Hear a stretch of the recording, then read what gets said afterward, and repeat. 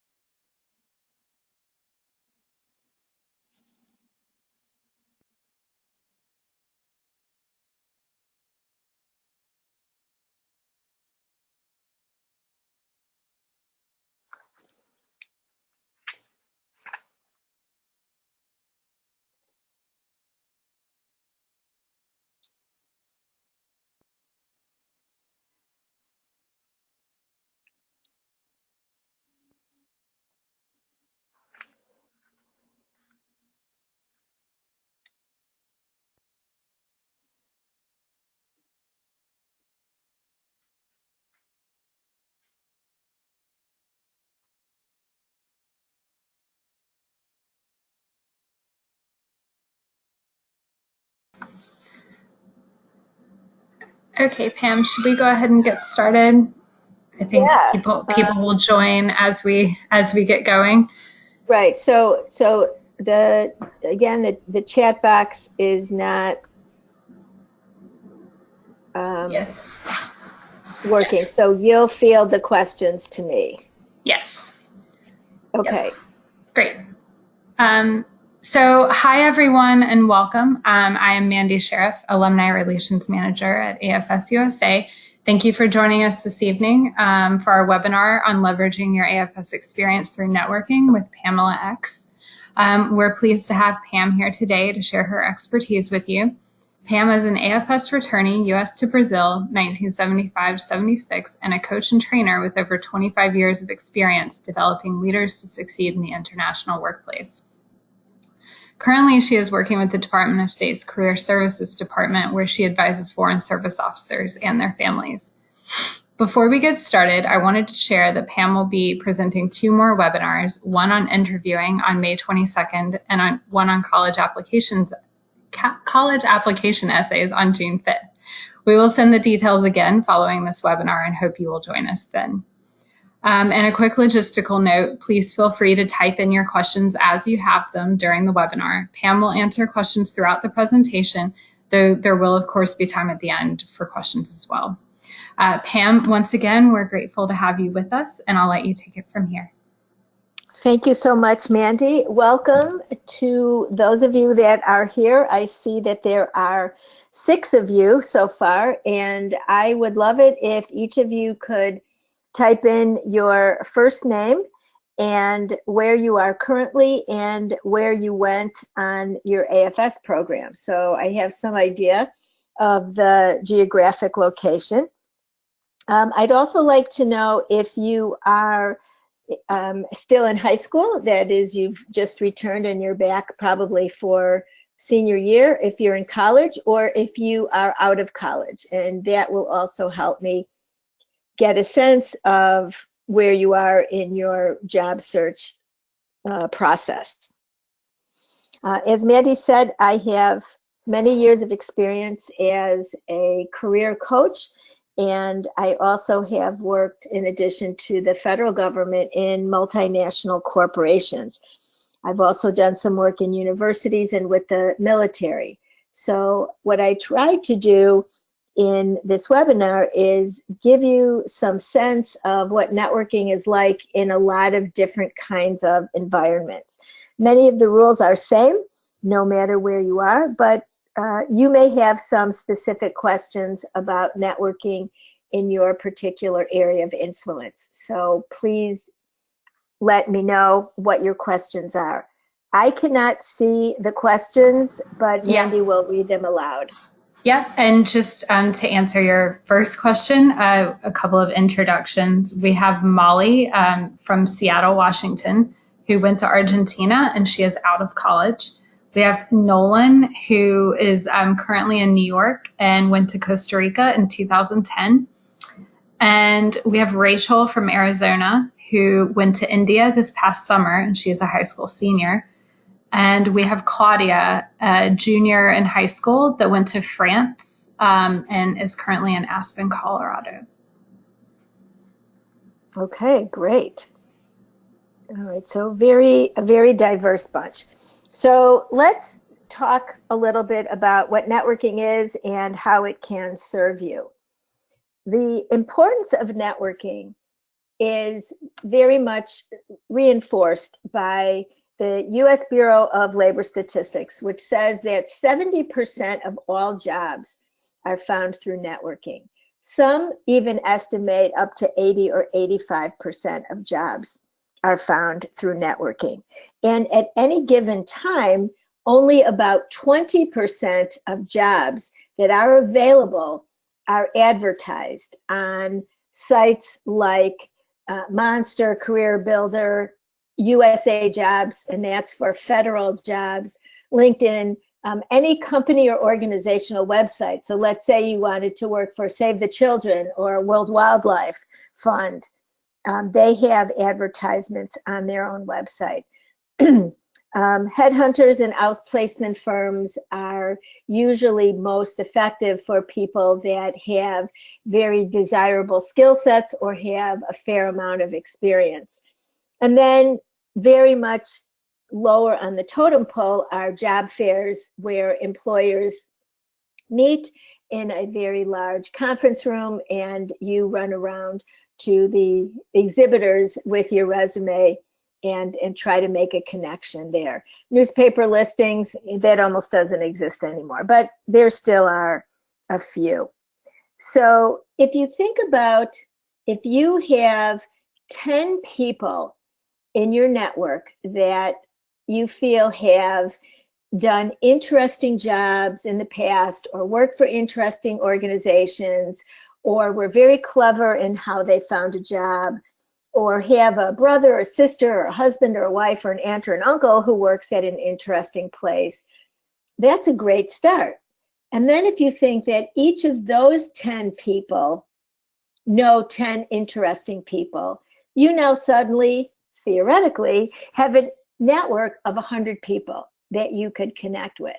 Now, are you going to connect with each of those 100 people individually? Probably not, but it's a really good start. So as we go through this webinar, I'd like to prompt you to think about the 10 people that you know that are doing interesting things and working in interesting places and have your best interests at heart and might be willing to talk to you about what they do and how they got that job. And then throughout the rest of the webinar, I will give you some more tips on how to make the most of those contacts and connect with those people.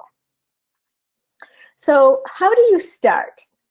In thinking about these 10 people, you might also consider that people that you know serve different purposes. So there are those that love you unconditionally, like family members, like some of your favorite teachers.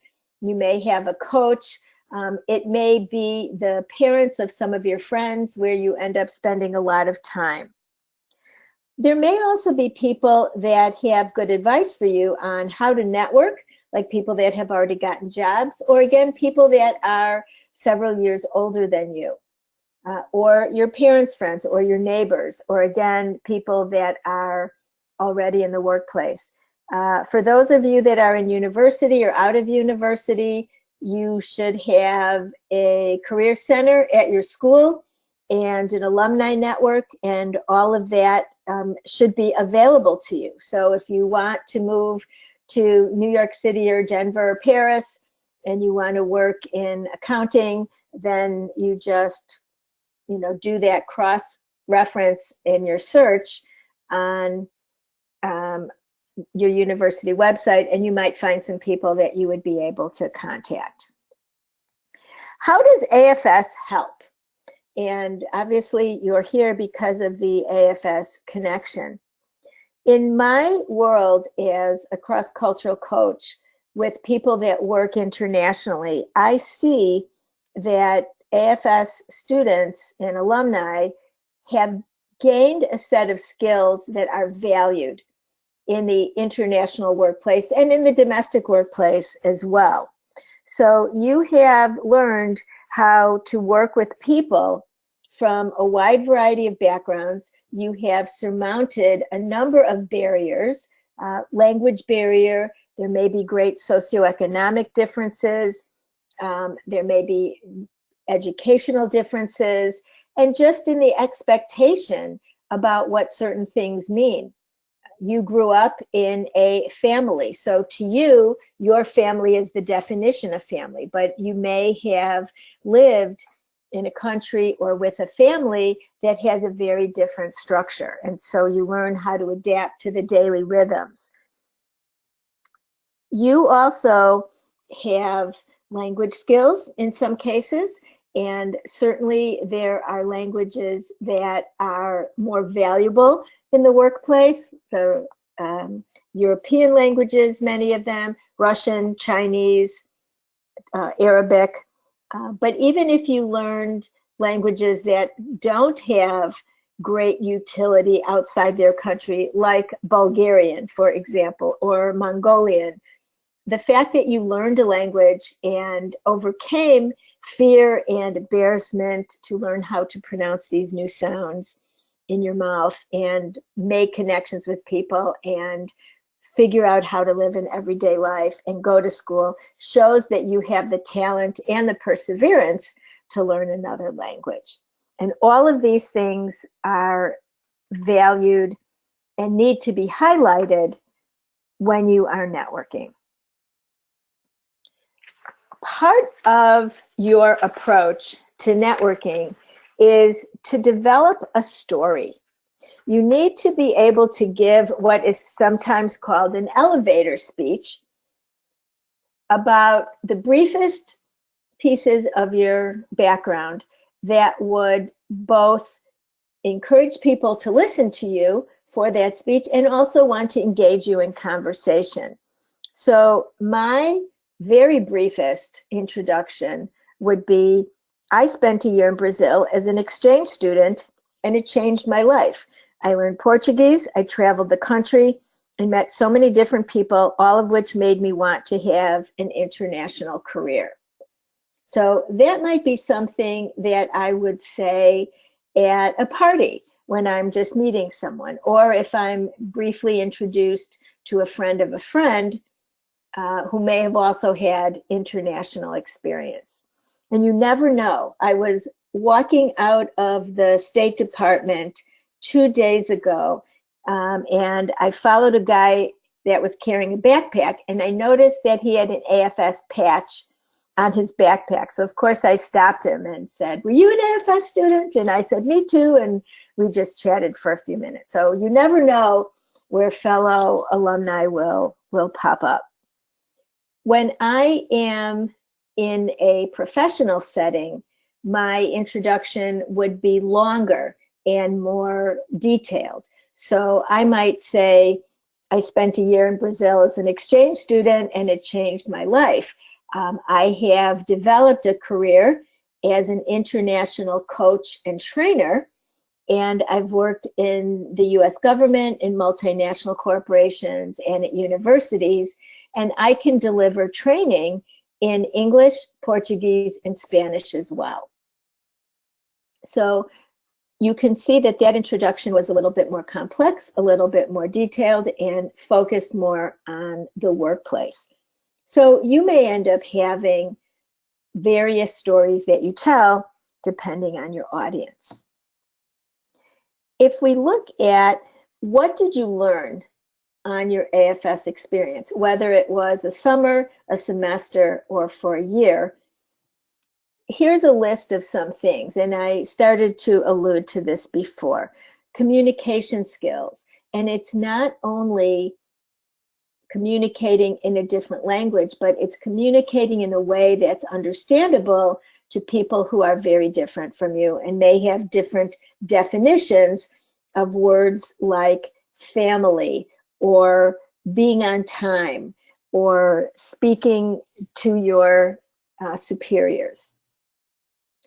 You've crafted relationships. You found a way to work with people harmoniously and productively. So think about in your school experience, did you work on any teams, or did you play any sports, or were you in any clubs where the group had a common purpose?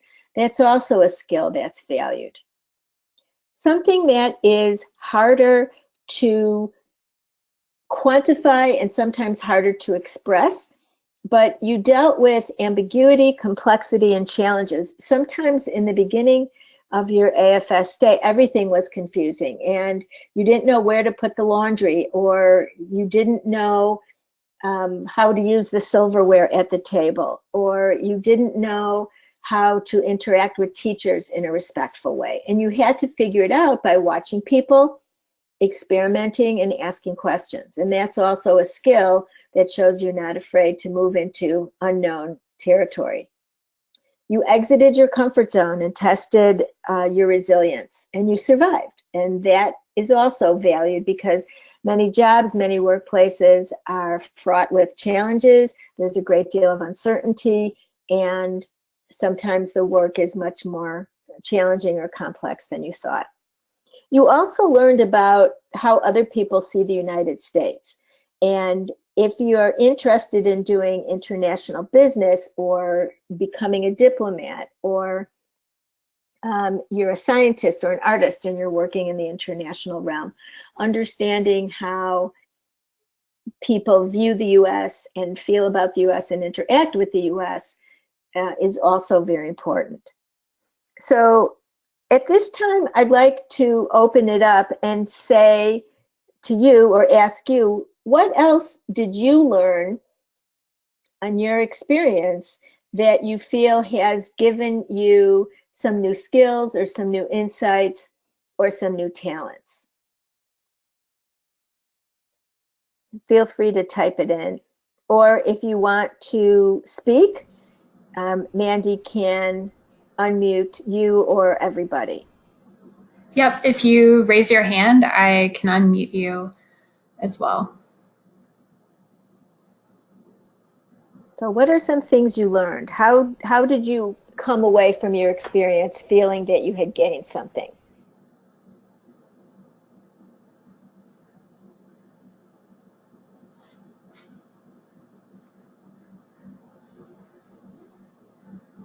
Don't be shy. We can all learn from each other.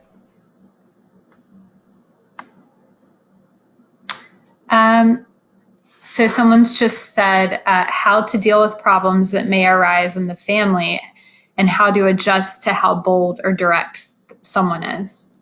Very true. Very true. Because in the United States, we tend to be fairly direct and fairly frank. There are a few cultures that are more direct and frank than ours, and that would be like Germany, Austria, Switzerland, Israel, the Netherlands. But the majority of other cultures are often more slightly indirect to very indirect. So you have to learn how to ask questions, how to give feedback, how to react, how to deal with disagreements in a way that may be much more subtle than you are used to. So that's a good example. What else did you learn? See, Molly has raised her hand. So Molly, I'm going to unmute you to speak. Okay. You should be unmuted. Yep. Can you hear me okay? Yes. Hi, Molly. Hi. So this reminded me of kind of a more indirect point, but I work in social services, and I actually found that my AFS experience has been really useful in when I learned a new language. I also learned how to communicate with people well who don't speak English and who I don't share a language with. It's like kind of like I learned how to adjust my brain to say things in a simple and direct way to somebody who might not speak the same language or who might have a more limited vocabulary. So that's just something that popped into my brain. That is an excellent point. And I would agree that that is a skill. When, pardon me, when I do training in English, but there are a significant number of people in the audience who speak English as a second or third language, I too have learned to simplify my language. I've learned to enunciate. I don't say gonna, wanna. I say going to or want to. I try not to use a lot of slang or figures of speech. So that is an excellent skill. And a way that you can put that on a resume or explain it to somebody that you're interviewing with is you can say something like, I adapt my style and vocabulary of speech depending on the level of English of my audience. So if they speak more limited English, I've learned to communicate in a more basic form. If they're fluent English speakers, then I can speak more normally or in a more complex fashion. So great example. Does anyone else have an example they would like to share? We had one just come through. I think that I have gained a lot through interactions of others in a different culture in all different aspects and learned my love for languages. I learned what I love to do. Excellent. Excellent. And I think that AFS does that for a lot of people. It gives you a window into a world that you hadn't really experienced before. And I can speak from personal experience that it totally directed the pathway of my life in terms of always wanting to be involved with the international community. And I recently just met two Brazilians that live here in Washington, D.C., and there's just an instant connection. They were wonderful people to begin with, but I just love something about the Brazilian culture that makes me feel comfortable. I launch into Portuguese, and they appreciate the fact that an American learned Portuguese and maintained it over these many, many years. So wonderful. I hope for many of you it sparked a passion and a lifelong interest in language, travel, people. Anybody else would like to share anything?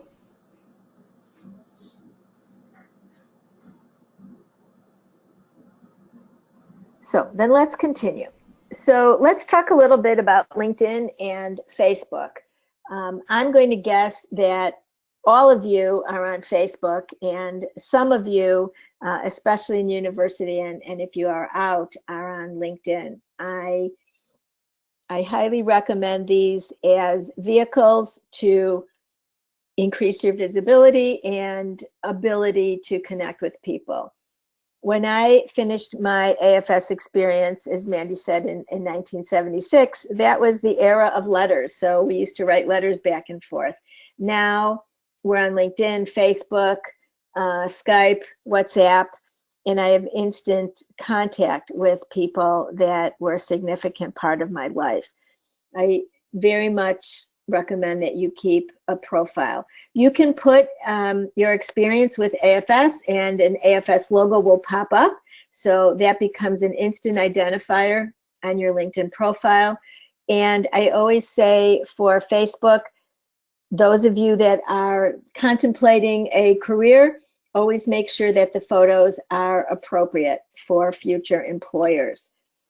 A couple of years ago, I was giving some career advice to a university senior that was doing an internship in Ecuador and was working as an interpreter. Given the fact that he was going to be graduating soon, I offered to help him with his resume, and he had some very significant experience. And then I had an idea that we should look at his Facebook page, which we did. And there were a lot of pictures of him enjoying himself immensely, often bookended by women wearing scanty clothes, and he often had a beverage or two in his hands. And I said to him, John, you should remove these pictures. This is not appropriate for a future employer to see. And his response was, oh, but those were such great parties.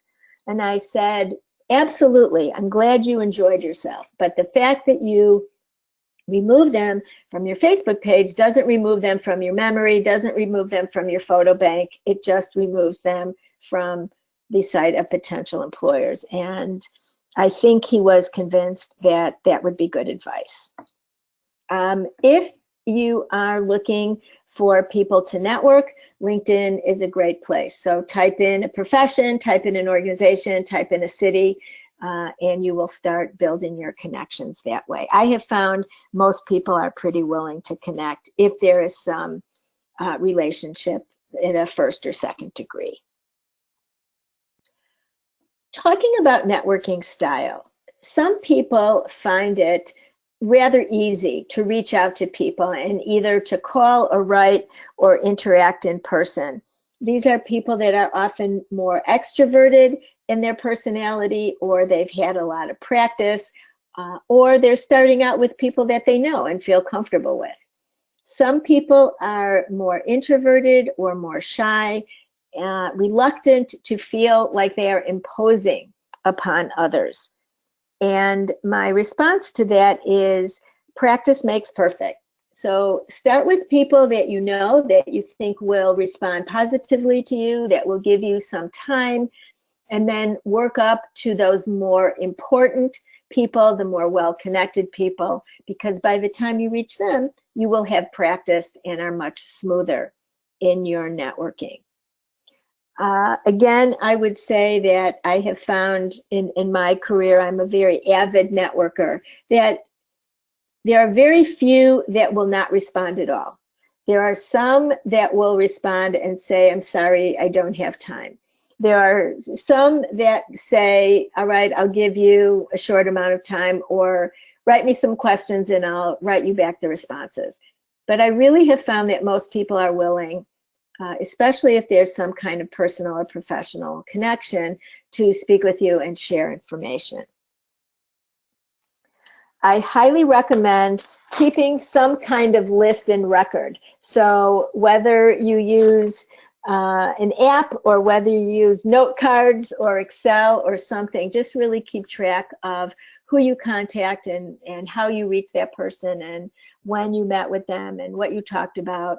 the questions you asked. It really helps to keep track of it all, because you never know when you may need to circle back to them, or when you may have some new information to share, or get an interview at their organization and want to reconnect again.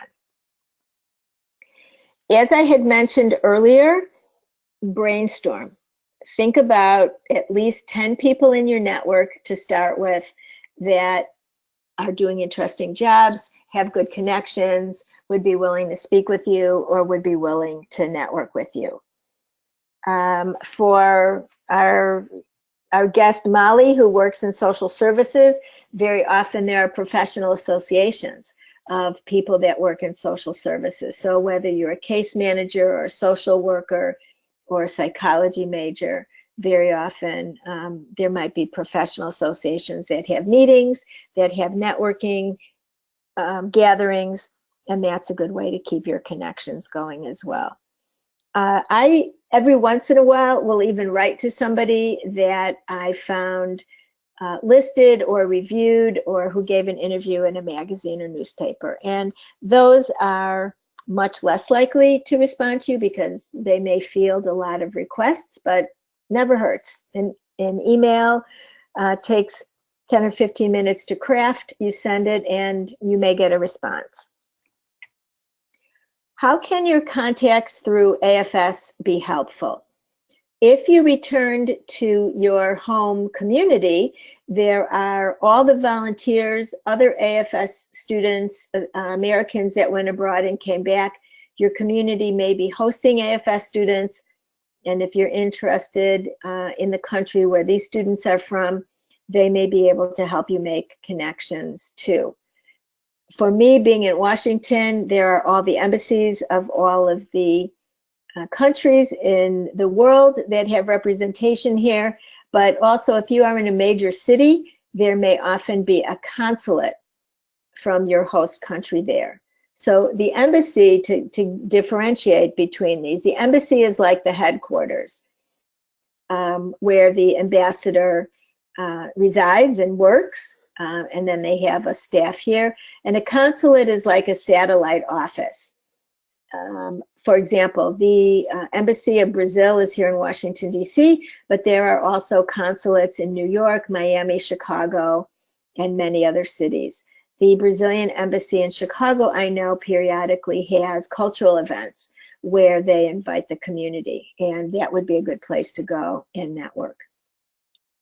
Nonprofit organizations, these are charities or social services organizations. If you have an interest related to the work that they do or the countries that they operate in, I mentioned World Wildlife Fund or Save the Children. There are many, many of those, and they often have international headquarters or international operations. If you're interested more in the business side of things, there are many organizations, and again, I'll give you the example of Brazil. There is a Brazilian American Chamber of Commerce, and there are two very large groups, one in New York and one in Miami, because Brazilians tend to congregate in those cities, among others, of course. So I've had some connections with people in those groups. Many larger cities will have international visitors bureaus or conference and convention bureaus that deal with international participants. And then there are some organizations that work more with diplomacy and foreign relations, and these would be groups like the Council on Foreign Relations or World Affairs groups. Many of them may have lower registration fees or membership fees for people that are students or recent graduates, so it's very much worthwhile to ask. I often got a reduced membership fee when I was a student. Those of you that are at university still or recent graduates, I mentioned your alumni associations, you know, literally have thousands of people that are members, and there's got to be a few people that have interests similar to yours, and my guess is that they would be very willing to chat with you about what they do. So let me stop for a minute. I'll just go back. Any questions or comments so far? And anybody willing to share your networking experiences to date through any of these organizations or others?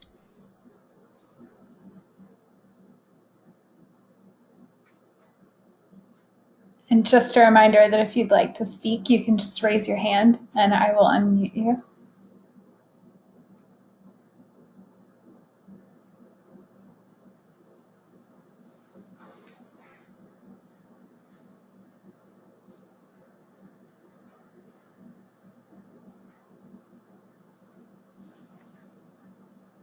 I'm going to continue, but of course, at any time you have a question or something you would like to share, please feel free. It's so much richer when we have your participation because we can all learn from each other. When you are granted an information interview with somebody, whether it be on the phone or in person, I think it's very important to manage the time that you're speaking and that they are speaking, and what you share about yourself and the questions that you ask. I would add to this slide, think of the rule of three. 3 things that you would want to tell the person you're networking with, and 3 questions that you would want to ask that person based on his or her background or their job. And you can ask these questions all together up front so that they have an idea what you're looking for, or you could ask these questions as the conversation evolves. The reason that I say this is it helps you manage how much you talk, because if you are so excited to share your story and you want to tell this person all about you and you take 17 minutes, that only gives 13 minutes for the person to talk to you. So you've just used most of your time on you and you already know about you. So really try to limit how much you share. I will give you an example. Pardon me. When I'm networking with someone, I might say, I'm an international coach and trainer. I have a lot of experience working in the US government and multinational corporations. And I have a special interest in Latin America because most of the work I've done to date has been in Brazil and Mexico. The 3 things that I would like to ask you about your job at the World Bank, let's say, are how big and how active is the Latin American division? And in your experience, how do you see somebody with my skills being valued at the World Bank? And can you think of a time when you took some training or attended a conference, and what did you get out of it that was really valuable? And then I stopped, and that took probably no more than 2 or 3 minutes. And now I've set the stage for the person to launch into their side of the story. And of course, this is a dialogue, right? This is not a hard and fast interview. So I could feel free at any time to interrupt, to ask for an example, to request a clarification, to ask another question, and to solicit feedback. So really think about the rule of 3, telling 3 points about yourself and asking 3 questions to get started. Some networking niceties. So these are just some tips about how do you handle yourself. Be respectful of people's time. If you've asked for 30 minutes and they have agreed to 30 minutes, watch your watch. You may decide to say something like, Linda, I see that we're closing on 30 minutes and you've been so generous with your time. Do you have a hard stop now, or are you available to answer just a couple more questions? So this way you give the person that you're talking to the ability to say, no, I really must go, or I do have a few more questions. Sometimes the conversation will be very robust and there's lots of back and forth, and you notice that this person is really not looking at their watch at all. And then I would say just keep talking, especially if you have no deadline to get back to work or catch a train or something. People will give you as much time as they want, but just be respectful. Always bring your resume with you, even if you emailed it in advance, just so that you have the opportunity. One question you could ask is, would you be willing to look at my resume and give me some feedback? Or they may refer to it, oh yeah, I see that you studied in Costa Rica. Our organization has a very big assembly plant there. You always, always, always come to the end of a networking meeting and ask the person if they could recommend anyone else for you to contact. That then becomes a warm contact, not a cold contact, and ask if you can use their name. So you'd say, Linda, do you know anybody else that works in Latin America in a consulting firm that you think would be interesting? And she'll say, oh yeah, my good friend Jose. And then you could say, would you be willing to make an email introduction and linking me to Jose? And very often she will say yes. So always try to leave each encounter with another contact. And always, always, always say thank you, whether you follow up with an email, a handwritten card, which isn't so common anymore, which is lovely, or you can do that by phone as well. So anybody willing to try to practice anything that we have done so far, either doing a 1 or 2 minute introduction of themselves. If any of you want to ask me any networking questions, I'm happy to answer them. If you have any questions that have been generated about the process so far, this is a great time. After this, I've got some examples of how to contact people by email, phone, and in person. But I'm going to give this open mic for a chance for anybody that would like to practice. Do we have any volunteers?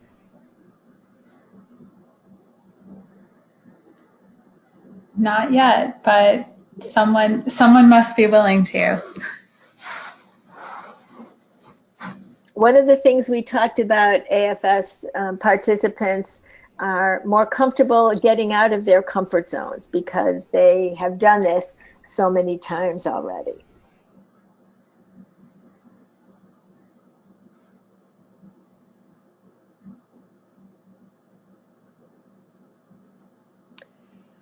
I'll make it easy on you. I will give you the examples, and then I'll try again and see if I have any willing volunteers. So there are 3 ways to contact people, as I said, by email, by phone, or connect in person. Here are just some sample dialogues. And really, if you're unsure of how an email sounds in terms of tone, I recommend that you read it out loud.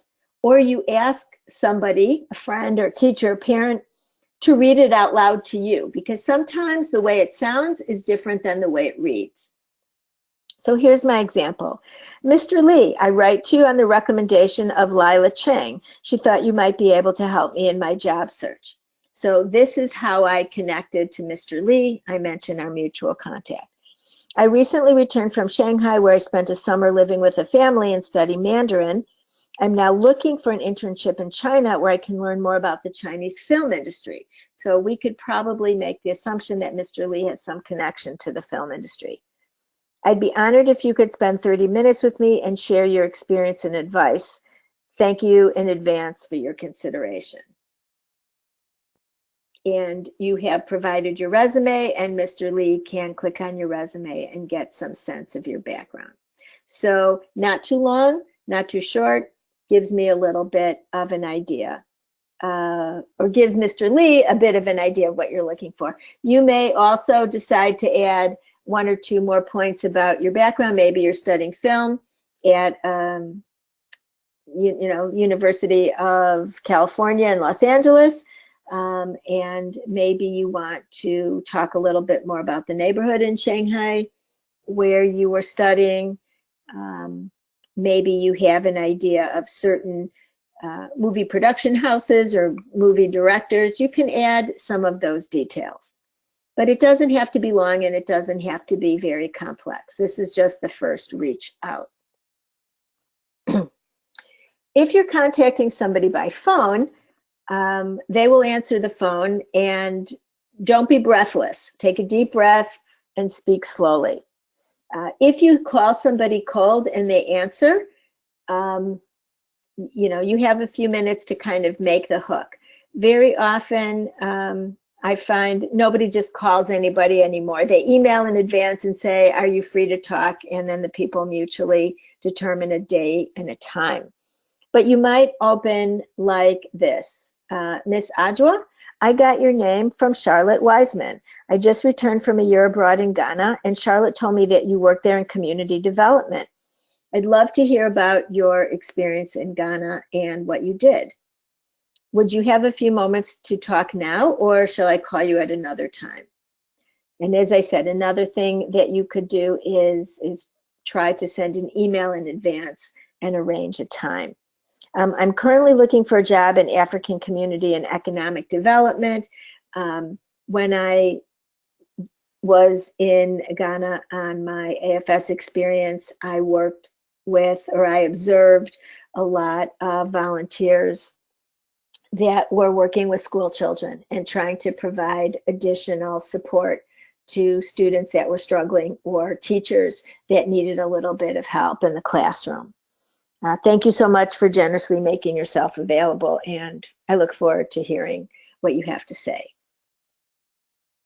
So these are just very introductory ways for you to start. When you're meeting somebody in person, let's say that they have granted you time to meet for coffee, or you're at a party or a gathering or a meeting and someone introduces you to someone, or you're just chatting and you happen to sit next to someone. This is where your 30-second elevator speech, so to speak, will come in very handy. So you can say, I spent a semester in Ecuador and I traveled throughout the country. I'm now really interested in pursuing my master's degree in rainforest ecology, and I'm seeking advice on graduate schools. I see that your organization does research in various Amazonian sites. Can you tell me what your work is there?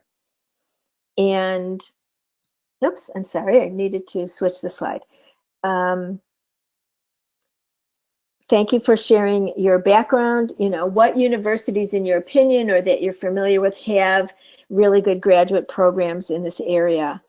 And if you know someone at those universities, who do you think would be wise for me to talk with? A faculty advisor, the admissions director, or a professor? There is absolutely no harm in writing these things out in advance and practicing them to become perfect. If any of you have ever done presentations in school or presentations in volunteer activities, you know the more you practice, the smoother it gets, and the more competent you are, the more confident you feel. So you may be thinking, oh, Pam, it's easy for you. You've been doing this for years and years and years. And that's exactly right. It's easy because I have a lot of practice. And this is absolutely a skill that you can learn, and absolutely a skill that you can refine. Based on these examples, the in-person, the on-phone, or an email, are any of you willing to share some of your networking experiences? Or again, I open myself up to be available at this time for you to ask me questions.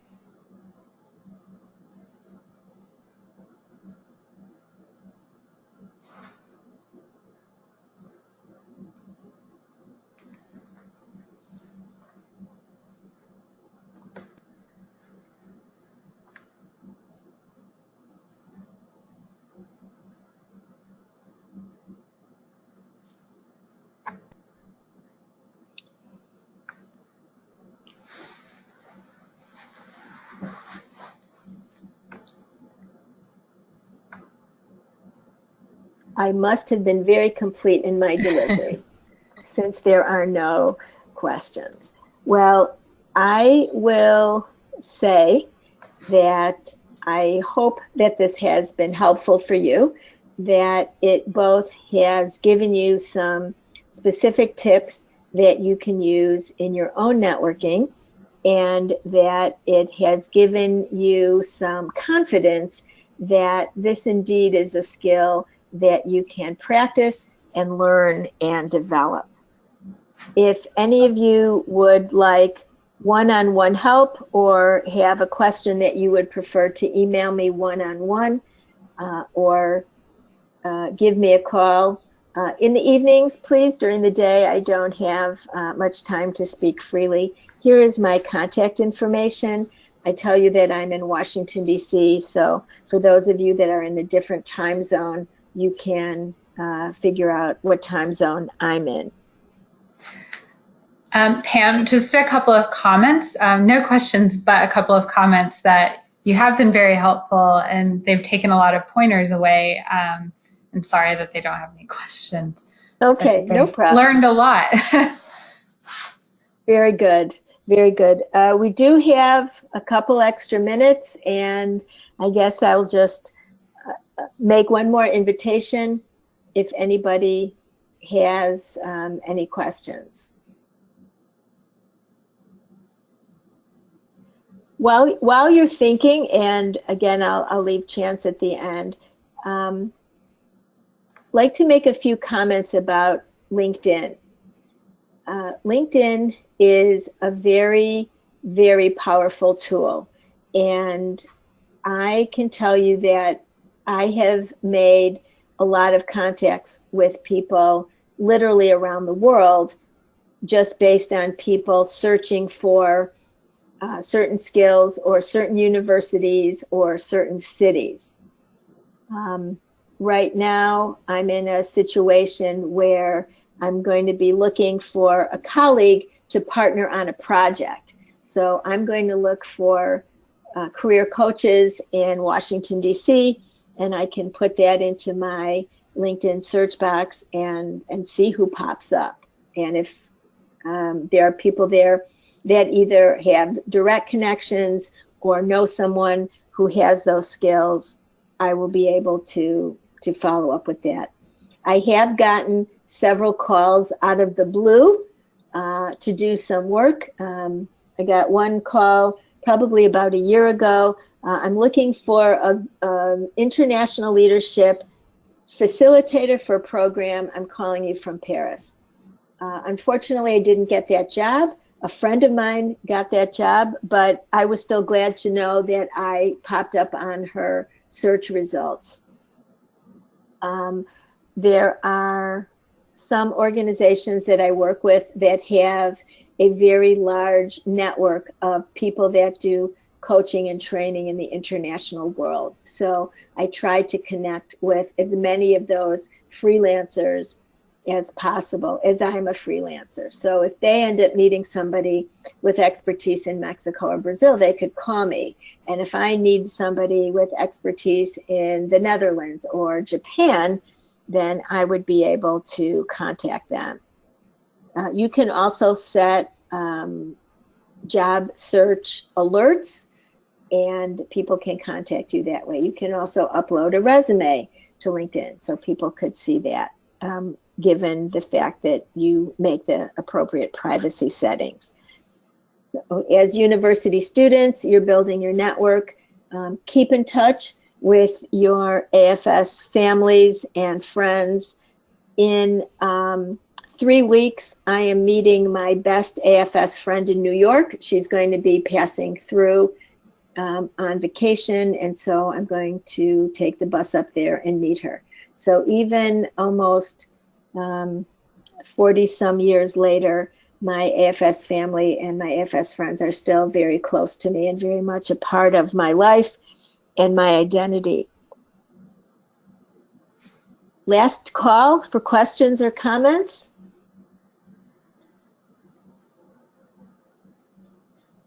Ladies and gentlemen, thank you very much for this opportunity to speak with you. I hope it's been valuable. I hope you take these lessons to heart and start practicing. And best of luck on your career journey. I hope that you are able to incorporate some of your international experience and international desires into your career and lifestyle. Good evening, everyone. Thank you, Pam. You're very welcome.